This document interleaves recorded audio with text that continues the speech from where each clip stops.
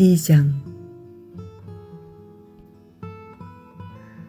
35년째 나는 폐지를 압축하고 있다.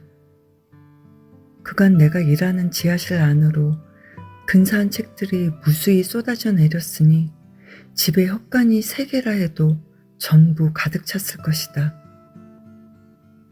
제2차 세계대전이 막바지에 이른 어느 날 사람들이 내 압축기에 한 바구니 가득한 책들을 쏟아 놓았다. 첫 순간의 충격이 가신 뒤 나는 그 책들 중 하나를 펼쳐보았다. 프로이센 왕실 도서관의 인장이 찍혀 있었다. 다음 날은 가죽장정의 책 한 무더기가 지하실 천장에서 쏟아져 내렸다. 책들의 금박이 핀 단면과 제목이 대기 가득 빛을 발했다. 나는 한달음에 위로 올라갔다가 두 젊은이와 마주쳤고 그들에게서 결국 진상을 알아냈다. 노베 스트라셰치 인근에 헛간 하나가 있는데 볏집에 책이 얼마나 많이 묻혀 있던지 까무러칠 지경이었다고 했다. 나는 군 사서와 함께 스트라셰치로 향했다. 벌판에 모습을 드러낸 헛간은 하나가 아니라 셋이었는데 하나같이 프로이센 왕실 도서관의 책들로 넘쳐났다. 애초에 도취 상태에서 벗어나자 우리는 이 일을 두고 논했다. 그 뒤 한 주 내내 군용차들이 줄을 지어 그 책들을 프라하의 외무성 부속 건물로 실어 날랐다. 난세가 좀 진정되면 책들을 원래 있던 자리로 돌려보내기 위해서였다. 그런데 누군가 책들의 은신처를 누설하는 바람에 프로이센 왕실 도서가 전리품으로 규정되어 트럭에 도로 실리는 처지가 되었다. 그리하여 단면에 금박을 입힌 가죽장정의 이 책들은 기차역으로 향했고 그곳에서 한 주 내내 억수 같은 비를 맞으며 열차의 무게 차량들에 실려 있었다. 마지막 트럭이 역에 도착했을 때 열차 차량들에서는 검댕과 인쇄용 잉크가 뒤섞인 금빛 물이 줄줄 흘러내렸다. 그 광경을 목격한 나는 가로등에 몸을 기댄 채 할 말을 잃었다. 마지막 차량이 안개비 속으로 사라졌을 때 내 얼굴에서는 눈물과 빗물이 뒤섞여 흘러내렸다. 역에서 나오는데 순경이 보이기에 그에게 다가가 두 손을 교차시켜 내밀며 애원했다. 손에 수갑이든 포승이든 채워달라고. 나는 인륜을 거스른 죄를 범한 참이라고. 순경이 결국 나를 경찰서로 데려갔는데 그곳에서 나는 조롱거리가 되는 것으로도 모자라 구덩이 속에 처넣겠다는 협박까지 받았다. 그러고 나서 수년이 지난 뒤 나는 부르주아 저택들이나 성들의 장서를 통째로 떠맡는 데 익숙해져 버렸다. 고급스러운 모로코 가죽 장정의 아름다운 책들이었다. 그것들을 나는 화물열차에 가득가득 실었고 30번째 차량에 책이 채워지면 스위스나 오스트리아행 기차가 움직이기 시작했다. 값을 매길 수 없을 만큼 귀중한 이 장서들은 그곳에서 킬로그램당 1코르나에 팔릴 것이었다. 그렇다고 그걸 보고 놀라거나 눈물을 흘리는 사람은 아무도 없었고 나 역시 예외가 아니었다. 기차가 떠나가는 모습을 지켜보며 나는 미소를 지었다. 내 안에는 이미 불행을 냉정하게 응시하고 감정을 다스릴 수 있는 힘이 자리했다. 그렇게 나는 파괴 행위에 깃든 아름다움을 이해하기 시작했다.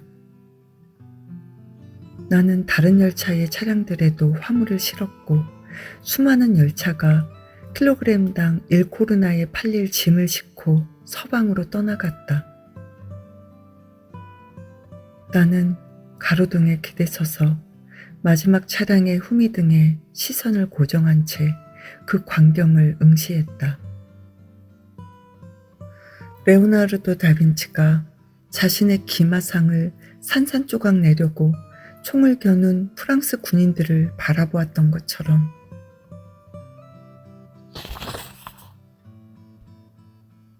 이 순간의 나처럼 다빈치 역시 거기 남아 그 끔찍한 광경을 주의 깊고 만족스러운 시선으로 지켜보았겠지.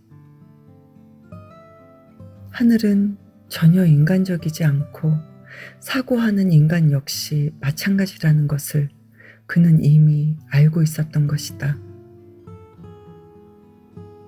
그 무렵의 어느 날 어머니가 돌아가실 것 같다는 소식을 듣게 되었다. 나는 자전거를 타고 집으로 달려갔다. 그런데 몹시 갈증이 나서 우선 지하실로 뛰어들어 응고된 우유가 든 차가운 단지를 양손으로 땅바닥에서 들어올렸다. 그러고는 우유를 정신없이 들이켰는데 난데없이 2개의 눈이 보였다. 그래도 목이 너무 말라서 계속 마셨는데 2 눈이 다시 나타났다. 한밤중에 터널 속을 달려오는 기관차의 전조등 불빛 같달까. 여차하면 내 눈과 닿을 것처럼 가까운 거리였다. 그 순간 살아있는 무언가가 입안으로 미끄러져 들어왔다.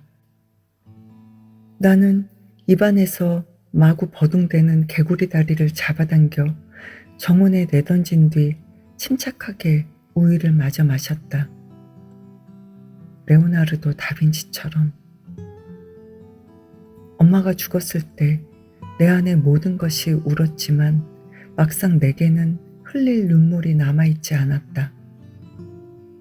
화장터를 나서자 한 줄기 가느다란 연기가 하늘로 피어오르는 모습이 보였다. 엄마가 어여쁜 모습으로 하늘로 오르고 있었다. 10년째 지하실 폐지 더미 속에서 일해온 터라 나는 습관처럼 화장터의 지하 공간으로 내려가 보았다.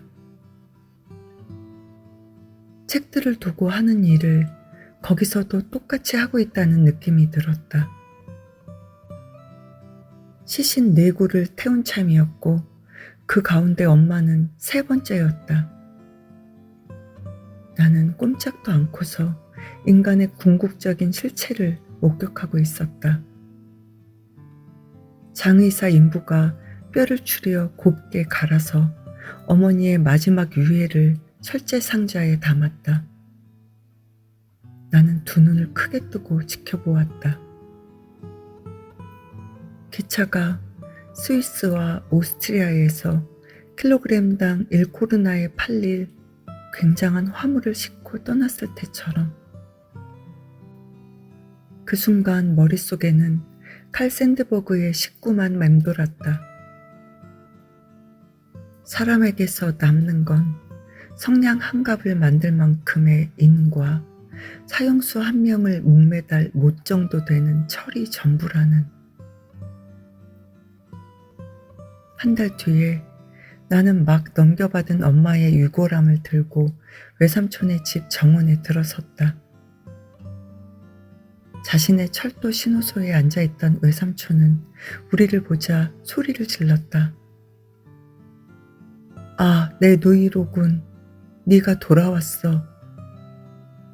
그는 유골함을 받아들고 무게를 가늠해 본 뒤 누이 동생의 몸이 전만 못하다고 말했다. 생전에 75kg은 좋게 나가던 누이였는데 실제로 저울에 달아보니 제의 무게가 적어도 50g은 축이 나 있었다. 그는 장롱 위에 유골함을 올려놓았다. 그러다 어느 화창한 여름날 외삼촌은 무밭에서 김을 매다가 문득 떠올렸다.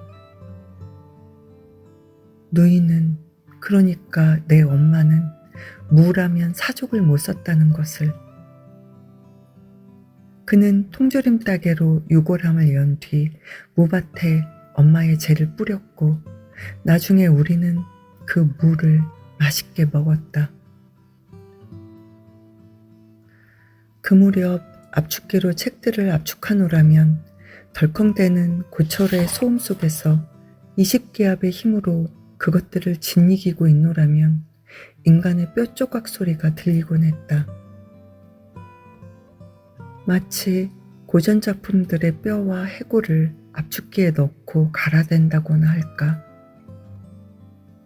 탈무드의 구절들이 딱 들어맞는다는 느낌이었다. 우리는 올리브 열매와 흡사해서 짓눌리고 쥐어짜인 뒤에야 최상의 자신을 내놓는다. 나는 꾸러미를 만들어 하나하나 철사로 동여맨 뒤 최대한 단단히 조인다. 책들은 어떻게든 굴레에서 벗어나려 해보지만 철사를 이길 수는 없다. 그럴 때면 장터에서 보곤 하는 가슴을 부풀려 몸에 사슬을 터뜨리는 힘센 장사의 모습이 떠오른다. 하지만 내 꾸러미는 철사의 감격 옴짝달싹 못하고 그러다가 꾸러미 속의 모든 게 잠잠해진다. 유골함 속처럼. 그러면 나는 앞서 승복한 동료들 곁으로 그를 데려와 그의 몸을 장식한 복제화가 잘 보이도록 놓아둔다. 그 주에 나는 렘브란트 판 레인의 복제화 100여 점을 찾아냈다. 얼굴이 흐물흐물한 늙은 예술가의 동일한 자화상 100여 점. 예술과 술의 인도를 받아 영혼의 문턱까지 다다른 남자의 모습이다. 밖에 있는 누군가의 손에 밀려 마지막 문이 열리는 광경이 벌써 보인다. 내 얼굴 역시 부푼 페이스트리 반죽이나 물기가 배어나고 곰팡이가 쓴 벽골이 되었고 백지 같은 미소가 떠올라 있다. 나 역시 인간사의 감춰진 면모를 보기 시작한다. 그렇게 요즘 내 꾸러미들은 노인이 된 렘브란트 판 레인의 자화상으로 쌓여 있다. 그런데 압축기의 아가리에 페이지와 펼친 책들을 쑤셔 넣으면서 미처 깨닫지 못하다가 처음으로 내 눈길이 감어진 것이 있었다. 생쥐 가족과 그들의 보금자리가 통째로 압축되고 있었던 것이다. 눈먼 새끼쥐들을 선두로 해서 새끼들을 움켜잡고 놓지 않는 어미쥐들도 함께 쓸모없는 서류와 문학작품의 운명에 동참하고 있었다. 이런 지하실에 이토록 많은 생쥐들이 살고 있을 줄이야. 200, 아니 500마리나 될지 모르는 작고 다정한 이 짐승들 대부분은 반쯤 장님이다. 나와 공통점이 있다면 그들 역시 글자를 먹고 살며 모로코 가죽 장정의 괴테와 실러를 선호한다는 것. 그렇게 내 지하실은 언제나 사각대며 갉아먹는 소리와 눈짓으로 가득하다. 새끼 고양이처럼 장난기 넘치는 녀석들인지라 내 압축기 언저리로 기어오르는가 하면 롤러 위에서 종전걸음을 치기도 한다. 그러다 녹색 신호가 들어와 기계가 작동하면 그들은 절망적인 상황에 처하게 되고 찍찍대는 소리도 잦아든다. 그 순간 녀석들의 형제들은 심각해져 작은 뒷발로 선 채 정말 이상한 소리야 라고 말하려는 듯 귀 기울인다. 하지만 이내 모든 걸 잊고 다시 책을 갉아먹기 시작한다. 제대로 발효된 치즈나 잘 익은 포도주처럼 녀석들은 낡은 책일수록 더 좋아한다. 이제 내 삶은 이 작은 생쥐들과 떼어놓을 수 없게 되었다. 저녁마다 나는 폐지 더미에 호스를 갖다 대고 지하실을 물바다로 만드는데 그 바람에 생쥐들도 흠뻑 젖는다. 생쥐들은 그렇게 물벼락을 맞고 바닥에 찰싹 달라붙어서도 유쾌함을 잃지 않으며 심지어 그 순간을 고대하기까지 한다. 그들의 은신처인 종이더미 속에서 몇 시간이고 자신들의 몸을 핥고 덮이기 위해서다. 이따금 나는 그들을 통제하지 못하고 깊은 상념에 잠긴 채로 맥주를 마시러 가서는 카운터 앞에 앉아 부질없는 공상에 빠져들곤 한다. 그러다 값을 치르려고 외투를 열면 이런 생쥐 한 마리가 카운터로 튀어오른다. 그래도 바지 속에서 2마리나 나온 건 아니라서 다행이지만 그런 일이 일어나지 말라는 법도 없다. 여종업원들은 혼비백산에 의자 위로 뛰어오르고 미친 사람처럼 소리를 질러대며 귀를 틀어막는다. 그러면 나는 미소를 짓고 손을 흔들어 보이고는 자리를 뜬다. 다음 꾸러미에 대한 생각으로 가득 차서. 35년째 나는 내 꾸러미들을 절망적인 상황으로 몰아넣어왔다. 내 압축기와 함께 은퇴할 날만을 기다리며 여러 해, 여러 달, 여러 날을 머릿속에서 삭제해버린다. 그리고 날마다 가방 속에 책을 챙겨와 내 집에 정리해둔다. 홀레쇼비체 거리 3층에 있는 내 거처는 책들로 넘쳐난다.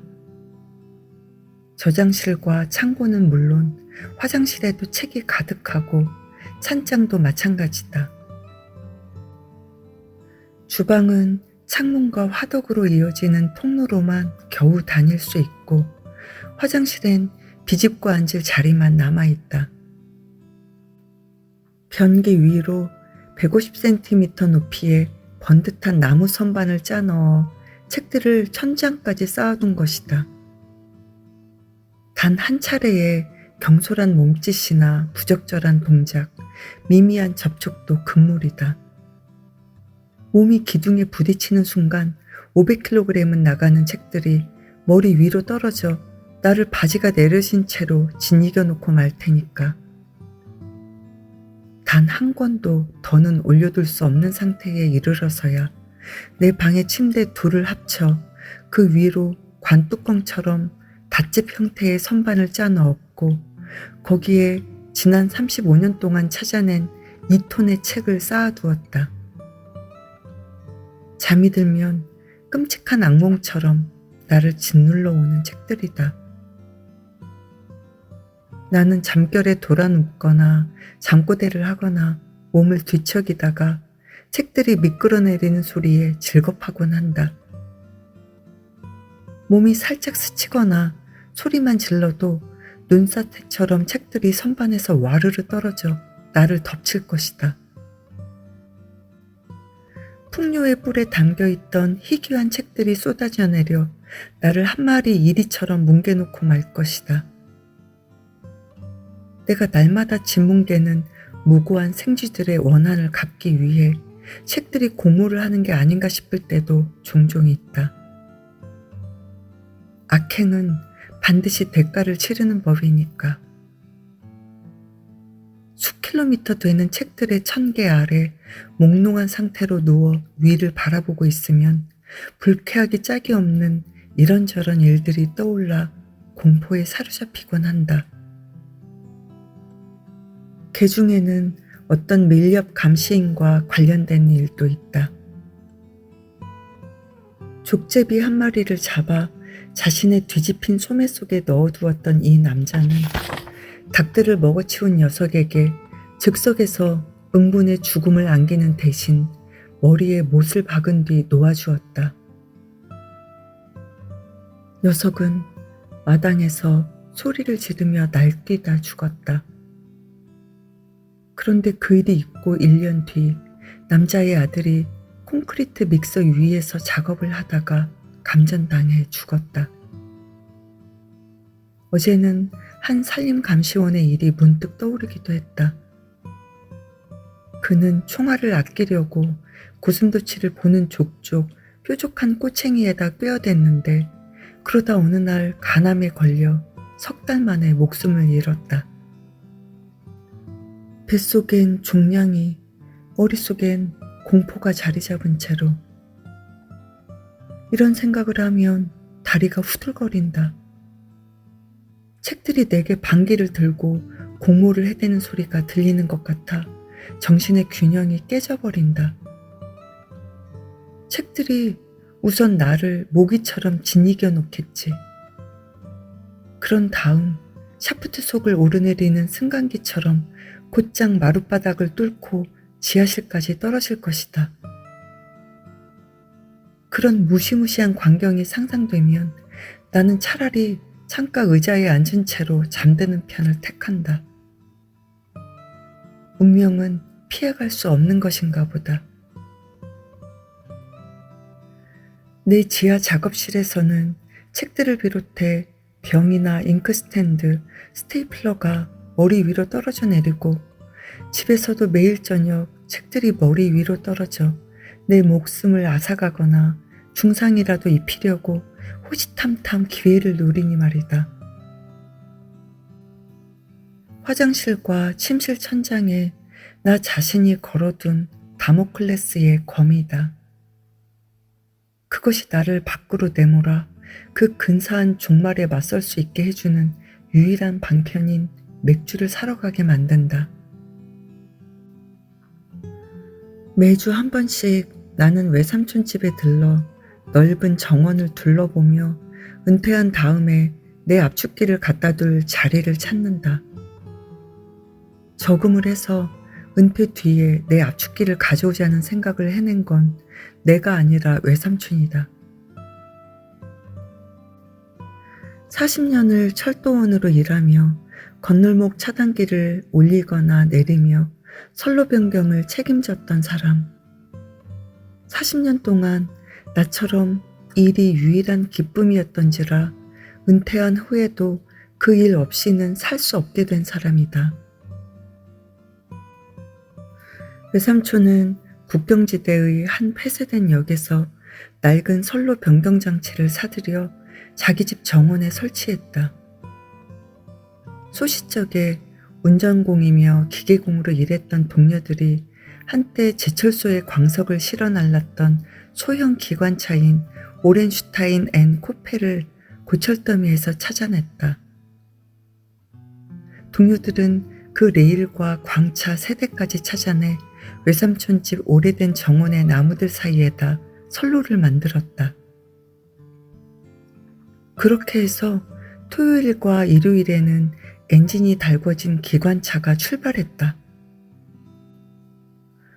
오후에는 아이들이 탔고 저녁이 되면 누구 할 것 없이 기관차에 올라 비좁은 객차 안에서 선체로 노래를 부르고 맥주를 마시며 얼큰이 취해 정원을 돌았다. 강의 신 렐루스의 조각상처럼 보이는 기관차였다. 작은 잎상들이 점점이 박힌 누운 아도니스의 형상을 한. 언젠가 나와 내 압축기가 머무를 장소를 찾기 위해 외삼촌을 보러 간 적이 있었다. 밤이 되자 환하게 불을 밝힌 기관차가 오래된 과일나무들 사이로 방향을 틀며 질주했다. 선로 변경 통제실에 앉은 외삼촌 역시 자신의 기관차 못지않게 몸이 달아올라 부지런히 레버를 움직였고 큼직한 알루미늄 컵이 사방에서 빛을 발했다. 나는 아이들과 은폐한 노인들의 고함 소리와 환호성을 들으며 걸어갔다. 그러나 와서 합류하라고 부르는 사람도, 한잔하고 싶은지 내게 묻는 사람도 없었다. 모두가 자신들의 놀이에 빠져 어린아가 있었다. 놀이라고 해봐야 그들이 평생토록 애정을 쏟았던 일의 반복에 불과했지만 나는 카인처럼 이마에 표적을 지닌 채 걸어다녔다. 그렇게 1시간가량 어슬렁거리다가 그곳을 떠나며 뒤를 돌아보았다. 누군가 나를 불러줄 수도 있었으련만 아무도 그러지 않았다. 문을 나서면서 나는 또 한 번 뒤돌아보았다. 초롱과 선로 변경 통제실의 불빛 속에서 아이들과 노인들의 형상이 어렴풋이 흔들리고 있었다. 기관차가 타원형 선로 위에서 휘파람 소리를 내며 움직이기 시작했다. 덜컹대는 객차에 사람들을 태우고 또 한 차례 유람을 시작할 판이었다. 크랭크 오르간에서 흐르는 변함없이 똑같은 노래 같았다. 너무 아름다워서 죽을 때까지 다른 것에는 귀 기울일 수 없게 만드는 선율이랄까. 그래도 문가에 서 있으려니 외삼촌이 나를 보고 있다는 걸 알 수 있었다. 외삼촌은 줄곧 나를 보고 있었고 내가 나무들 사이에서 갈 곳 몰라 할 때도 예외는 아니었다. 그는 조종장치에서 손을 들어 묘한 몸짓으로 그저 대기를 진동시키려는 듯 손가락을 흔들어 보였다. 나도 어둠 속에서 그의 인사에 답했다. 서로 엇갈리는 방향으로 떠나는 두 열차에 탄 두 사람이 서로에게 작별 인사를 고하는 모습이랄까. 변두리 구역으로 돌아온 나는 그곳에서 소시지 하나를 샀다가 깜짝 놀랄 일을 겪었다. 소시지를 입으로 가져갈 필요도 없이 그저 턱을 내리기만 해도 소시지가 내 뜨거운 입술에 와닿는 게 느껴졌다. 소시지를 내 허리 높이에 잡고 있었는데 말이다. 나는 바닥을 내려다보고 경악했다. 소시지 한쪽 끝이 신발에 닿을락 말락했다. 양손으로 잡고 보면 그저 보통 크기의 소시지였다. 결국 내 키가 줄어들었다는 결론을 내릴 수밖에 없었다. 지난 몇 년 사이에 내 몸이 찌부러진 거다. 집으로 돌아온 나는 주방 문틀을 가린 100여 권의 책을 치웠다. 내 키를 날짜와 함께 잉크로 표시해둔 문틀이었다. 문설주에 등을 붙이고 책을 갖다 대어 키를 잰 뒤 돌아서서 선을 그었다. 8년 새에 9cm가 줄었다는 걸 맨눈으로 보아도 알 수 있었다. 침대 위로 솟은 책들의 1000개를 올려다본 순간 나는 알아차렸다. 2톤짜리 닷집이 불러일으키는 상상의 무게에 짓눌려 내 몸이 구부정해진 것이다.